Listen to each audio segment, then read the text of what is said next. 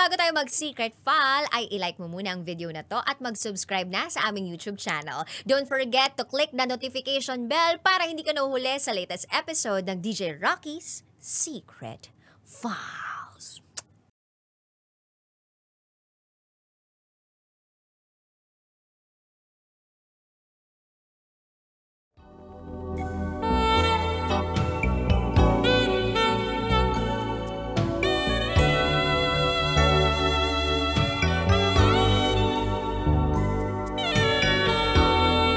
Sinubsob ko ang mukha ko sa ano niya.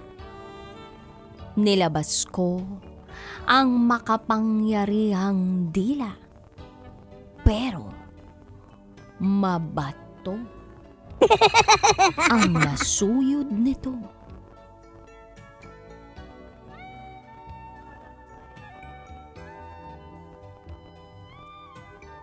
Hi DJ Rocky. Itago mo ko sa pangalang Leroy. At ito ang aking SPG. As in, Super Backgammon Secret File.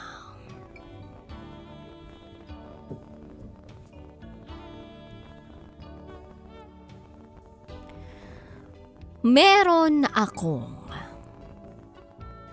nakakadate. Marami sila. Pero may isang babae na talaga nga namang G na G ako. As in, gigil na gigil ako. Bakit? Dahil sa angking niyang kagandahan. Sa totoo lang, DJ Rocky, sa lahat ng mga dinidate ko, siya ang pinakamaganda, pinakamakinis, at pinakamasarap kausap. At eto na nga ang nangyari, DJ Rocky. Dumating sa punto na gustong gusto ko na talaga siyang maangkin. 3 buwan na kaming nagdi-date pero wala pa ring bakbakan ng nagaganap, as in. Nakakalungkot at nakakababa ng pride. Dahil may tsura naman ako. Pogi naman daw ako. Pero bakit ganon? Hindi ko mapapayag ang babaeng ito na itago natin sa pangalang Paki. Paki as in pakipot. Pero isang araw, DJ Rocky, ang lakas ng ulan. Galing kami sa dinner date namin. Nang bigla na lang bumuhos ang malakas na ulan. Basang-basa kami pareho na pumasok ng sasakyan. Medyo malayo pa ang kanyang uuwian kaya tinanong ko siya. Paki, gusto mo ba na magpahinga muna? Akala ko hindi siya. At ipipilit na makauwi na siya. Pero hindi, DJ Rocky, dahil ang sagot niya ay, oo nga, lakas ng ulan. Delikado pa kapag bumiyahe tayo ng malayo. Meron ba ditong matutuluyan? DJ Rocky, pagkarinig ko nun, parang tumayo agad. Tumayo ang aking mga balahibo. Dahil sa kaba at excitement na aking nadarama. At eto na nga, DJ Rocky, syempre, alam nga namang humindi pa ako. At magmaang-maangan na wala akong alam na malapit na pahingahan. Kaya naman, dumiretso na kami sa lugar ng pahingahan. Pagkapasok namin sa garahe, ay umakyat na kami. Hindi sa rurok ng kaligayahan. Wala pa doon, kundi sa kwarto. Pumasok kami ng kwarto na kaming dalawa lang. Dala-dala ko ang ibang t-shirt at boxer shorts ko na nakalagay lang sa aking sasakyan. Sakto, meron akong extra na pwede kong ipahiram kay Paki. Sinabi ko sa kanya na siya muna ang unang maligo para hindi siya magkasakit. Sumang-ayon naman siya.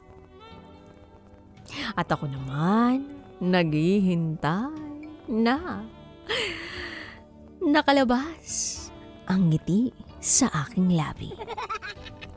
Yes, DJ Rocky.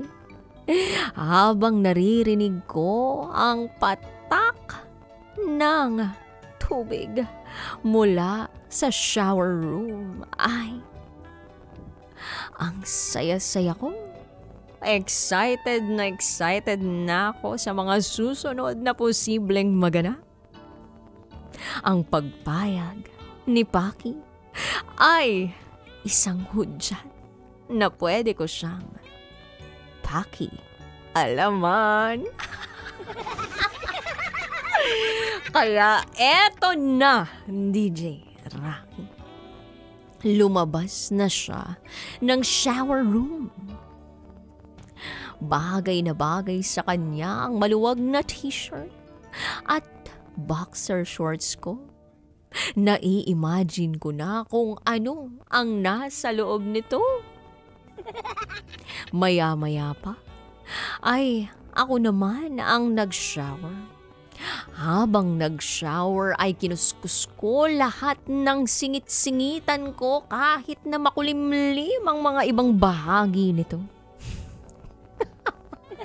Para lang hindi ako mapahiya kay Paki at wala naman siyang maging komento sa unang pagsabak namin.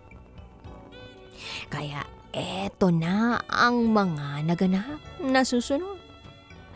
Lumabas na ako ng shower room. Pagkalabas ko ng shower room, nadatnan ko si Paki na nakahiga na sa kama. Nagse-cellphone si Paki. Ako naman ay nakasuot na rin ng boxer shorts. Humiga na rin ako sa kama. Pagkahiga ko sa kama, nagkwentuhan muna kami ng bahagya. Maya-maya pa ay hinawakan ko na ang kanyang buhok.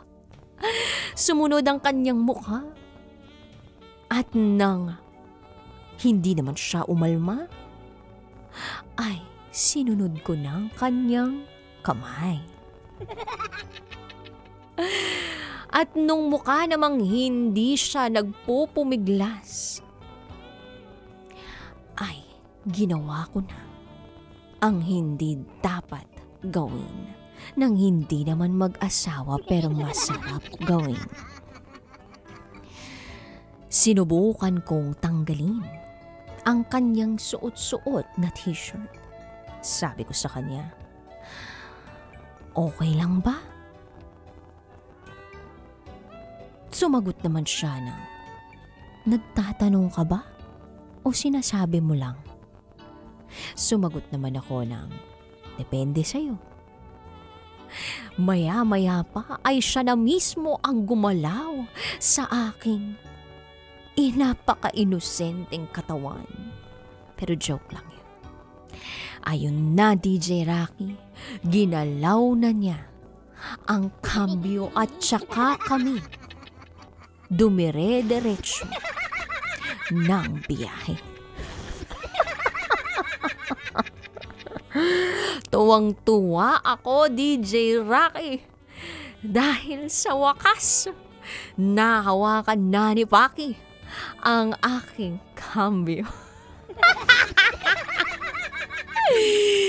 Siyempre, nagpremera muna kami dahil kailangan ko ring mag-enjoy sa kanyang Chocolate Hills.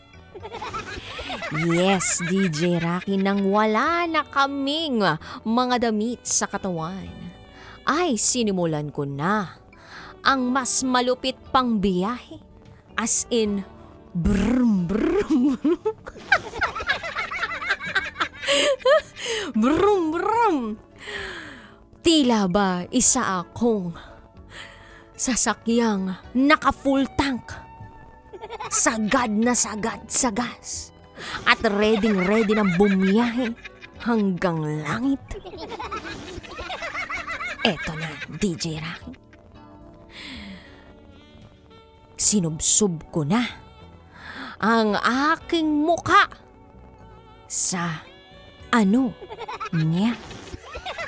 Nilabas ko ang makapangyarihang dila. Pero mabato ang nasuyod nito.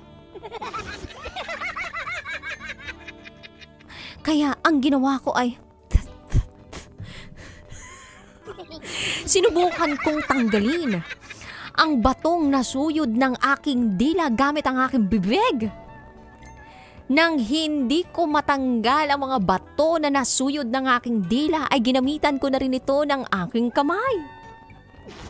Nasira ang aking pagmamaneho dahil pakiramdam ko ay nakadaan kami sa isang mabatong kalsada. Bako-bakong kalsada na animoy ginagawa pa lamang. Tinanong ko, ano to? Malamang din ay na-curious siya kung bakit ako napatigil sa ginagawa ko. Kaya sinagot niya na ako nang, ay, sorry, naglagay pala ako ng tawas dyan. DJ Rocky, nawalan ako ng gana. Dahil hindi ko akalain na may maglalagay na babae ng tawas sa kanyang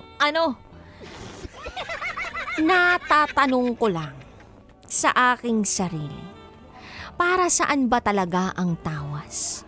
Di ba ang tawas ay para sa kilikkiling may anghit? Bakit kailangang lagyan ng tawas ang Pa-help naman po. PS, nagmomol na lang kami. PS, hindi na ako bumaba sa kanya. And PS, natulog kami at nagpahinga. Hindi na rin kami nakapag-date sa sumunod. Hindi ko alam, DJ Rocky, pero nawalan ako ng gana. Hanggang dito na lang po. Muli, ako si Leroy. At ito, ang aking SPG, as in Super Baconator Secret File.